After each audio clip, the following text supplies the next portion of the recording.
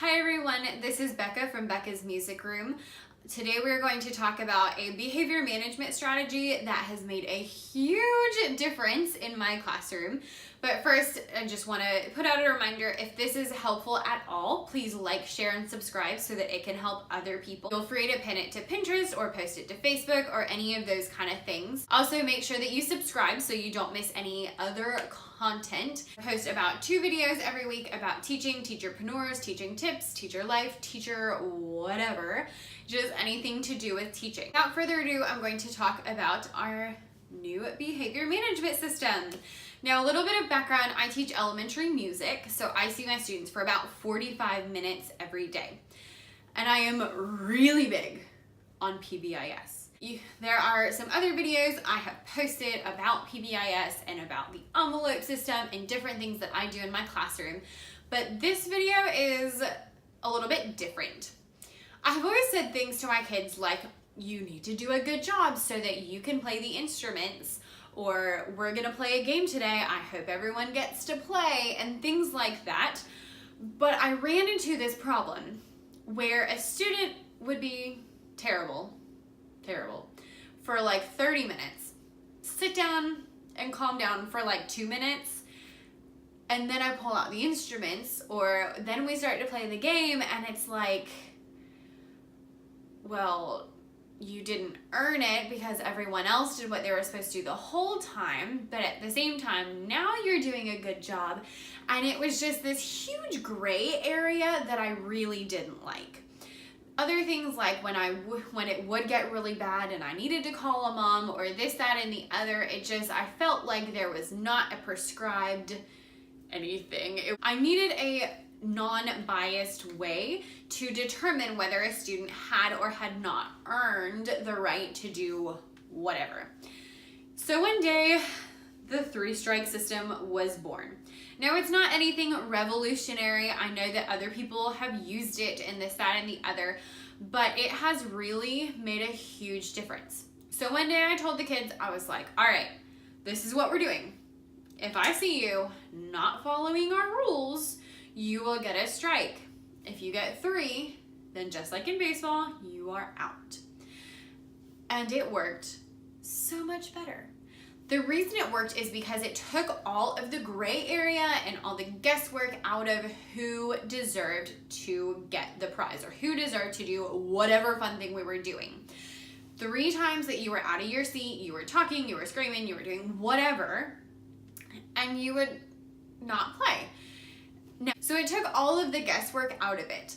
On top of that, it made it so that the kids were a little bit more responsible for their behavior because they already knew, I'm at 2, I can't get another one, or I won't play the instruments, or I won't play the game, or whatever we're going to do. They started to understand this behavior warrants this. And also, it got rid of that while I was running around the room like a crazy person for half an hour, but I sat down for 2 minutes and now I'm getting rewarded.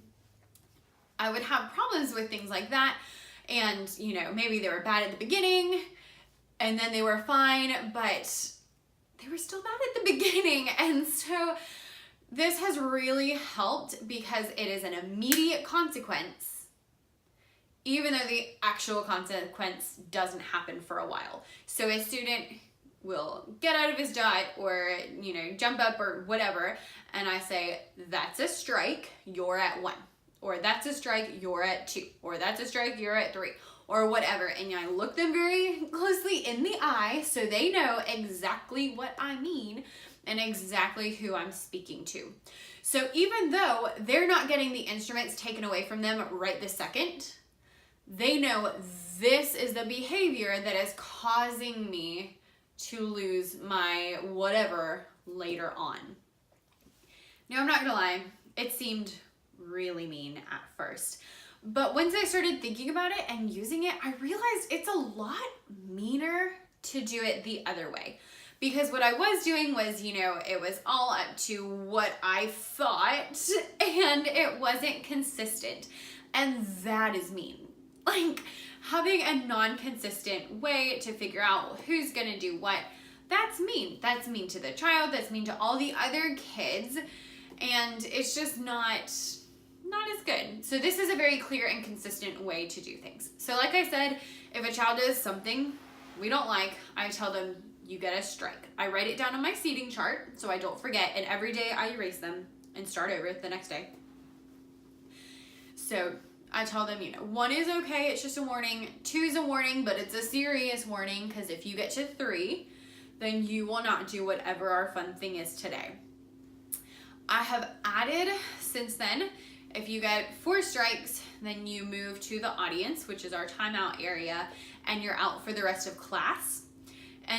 And if you get 5 strikes, then I will call your parents, and you have to do a apology letter that you do either during lunch detention or during the next class. So I let them pick which one they would prefer to do, which kind of helps because then they feel like they have a choice in the matter, even though they really don't. And it makes it so that there is something that they do during the school day that I know that they do. I have also added, I did this actually as a precaution. I didn't actually think I would need to use it, but since I see my students every day for a week, I told them if you get 3 days with 5 strikes within a week, then you'll get after school detention. And I was really hoping that would never happen, because honestly, my kids don't stay for after school detention. I actually have 2 students last week that got to that point, unfortunately. So they should be staying this week. They're supposed to.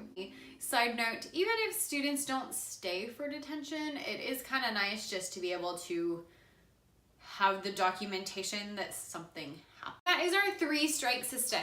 I will not say that it has magically fixed all the problems, but I will say it has helped the students understand their actions have consequences, and that they have to do the right thing the whole time. I've even heard students say oh, I'm at 2, I can't do anything bad again.